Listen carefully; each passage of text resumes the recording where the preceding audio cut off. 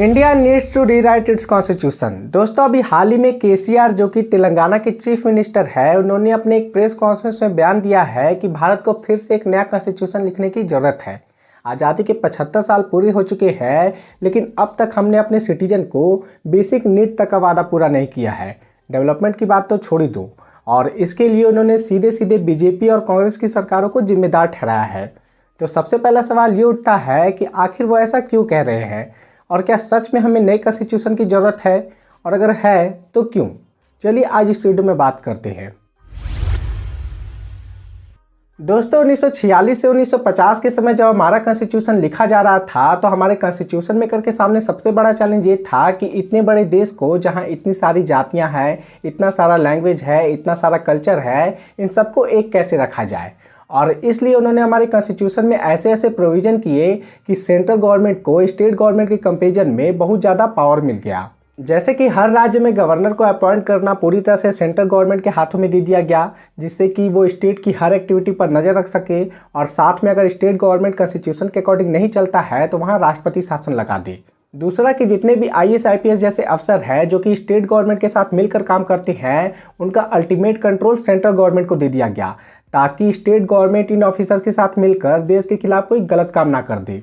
तीसरा कि अगर राज्यसभा कोई रिजोल्यूशन पास कर दे तो हमारे देश का पार्लियामेंट स्टेट लिस्ट के अंतर्गत जितनी भी चीज़ें आती हैं जिस पर कि केवल स्टेट ही कानून बना सकता है, तो हमारे देश का पार्लियामेंट इस पर भी कानून बना सकता है। साथ में कुछ सेंट्रल एजेंसियां हैं जैसे कि ED NIA, तो ये बिना स्टेट गवर्नमेंट के परमिशन के देश में कहीं भी छापे मार सकती है।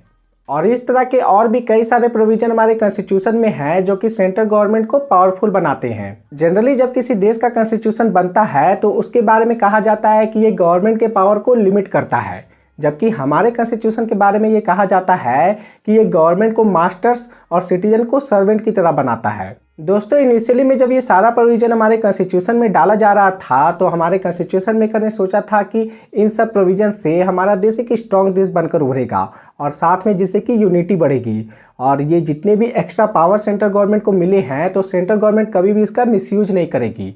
पर जैसे जैसे समय गुजरता गया, आने वाली सरकारों ने इसका मिसयूज करना शुरू कर दिया। जैसे कि बिना किसी मतलब के किसी राज्य की सरकार को गिरा देना, जस्ट बिकॉज कि उस राज्य में हमारी पार्टी की सरकार नहीं है। दूसरा कि जब चाहे तब ED और इनकम टैक्स की रेड मरवा देना, और वो भी स्पेशली इलेक्शन के टाइम पर।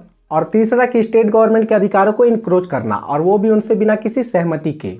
तो इस तरह के कई सारे इंसिडेंट्स हैं जिसको कि पिछले 75 सालों में हमारी सेंट्रल गवर्नमेंट ने मिसयूज किया है। और इसी बात को लेकर तेलंगाना के CM KCR जी ने कहा है कि भारत को फिर से एक नया कॉन्स्टिट्यूशन लिखने की ज़रूरत है, क्योंकि पिछले 75 सालों में फिर चाहे BJP हो या फिर कांग्रेस, दोनों की सरकारों ने स्टेट गवर्नमेंट के अधिकारों को छीना है। और इसके पीछे वो तर्क देते हैं कि पिछले 75 सालों में ही हमारे कॉन्स्टिट्यूशन में 100 से ज़्यादा अमेंडमेंट हो चुके हैं। तो फिर ये क्यों हुए हैं? क्योंकि समय की डिमांड थी, और कई सारे देश हैं जहाँ कई बार कॉन्स्टिट्यूशन लिखा जा चुका है, तो फिर हमारे देश में ये क्यों नहीं हो सकता।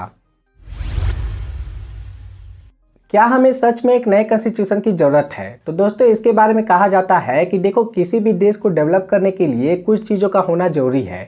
जैसे कि उस देश में रिसोर्स होना चाहिए, उस देश में पॉलिटिकल स्टेबिलिटी होनी चाहिए, उस देश में मैन पावर होना चाहिए, उस देश में वॉर नहीं होना चाहिए, और साथ में कि वहाँ पर स्ट्रांग लीडरशिप होनी चाहिए। तो ये 5 चीज़ें होनी चाहिए किसी भी देश को डेवलप करने के लिए। अब एक एक करके देखते हैं। रिसोर्स, भाई हमारे देश में इतनी सारी रिसोर्स है, इसके तो क्या ही कहने। साथ में अगला बात हो गया मैन पावर। तो भाई मैन पावर 140 करोड़ लोग हैं, मैन पावर की तो कमी नहीं है। फिर तीसरा आ जाता है कि पॉलिटिकल स्टेबिलिटी। तो भाई कुछ इंसिडेंट्स को छुड़ा दो तो हमारा देश ऑल ओवर पिछले 75 सालों में पॉलिटिकल स्टेबल ही रहा है, और ट्रांसफ़र ऑफ पावर कितना बेहतरीन हुआ है। तो इसके लिए तो हमें गर्व करना चाहिए। और चौथा कि वॉर नहीं होना चाहिए। तो भाई मिडिल ईस्ट की तरह हम पिछले 75 साल में वॉर में थोड़ी अटके हैं। हाँ, इंसिडेंट्स हुए हैं, वॉर हुए हैं, लेकिन मिडिल ईस्ट की तरह तो नहीं हुए हैं। और पांचवा हो गया कि स्ट्रॉन्ग लीडरशिप। तो भाई हमारे पास जवाहरलाल नेहरू जैसा एग्जाम्पल है, इंदिरा गांधी जैसा एग्जाम्पल है, हमारे करंट प्राइम मिनिस्टर मोदी है। तो इतने अच्छे स्ट्रॉन्ग लीडरशिप है। तो इन चीज़ों को, और पिछले 75 साल भी बीत चुके हैं, तो इन सब चीज़ों को मतलब कि यूज कौन करेगा? मैन पावर सब कुछ तो है ही हमारे पास। किसी भी देश को डेवलप करने के लिए जितनी चीज़ें होनी चाहिए वो सब तो हमारे पास ही है। और इसको यूज करना किसका काम है? सिस्टम का, हमारे गवर्नमेंट का। और इसको पिछले 75 सालों में किसी ने भी पॉलिश नहीं किया है। और इसको अगर हम अपने देश को कंपेयर करें अपने कंटेम्प्रेरी देशों से, जैसे कि चाइना, वो भी 1949 में ही बना था। और वो उसके बारे में तो कहा जाता था कि भाई वो ये एशिया का सौरो है, उसके बारे में तो क्या क्या बात किया जाता था। लेकिन देखो आज चाइना हमसे कितना आगे है, मतलब आप इमेजिन नहीं कर सकते हो। साथ में आप जापान को देखो कि भाई जापान 1945 में उसमें 2 परमाणु बम गिराए गए थे, और साथ में जापान में कहा जाता है कि वहाँ तो खेती लायक ज़मीन नहीं है, हर साल इतने सारे भूकंप आते हैं, लेकिन इसके बावजूद भी उसकी इकोनॉमी को देखो। तो मतलब कि ये हमारी पॉलिटिकल सिस्टम की गलती है, इसका जवाबदेही कौन देगा। और ये मैं एक पार्टी के बारे में बात नहीं कर रहा हूँ, क्योंकि सभी पार्टियों ने कुछ ना कुछ तो रूल किया ही है।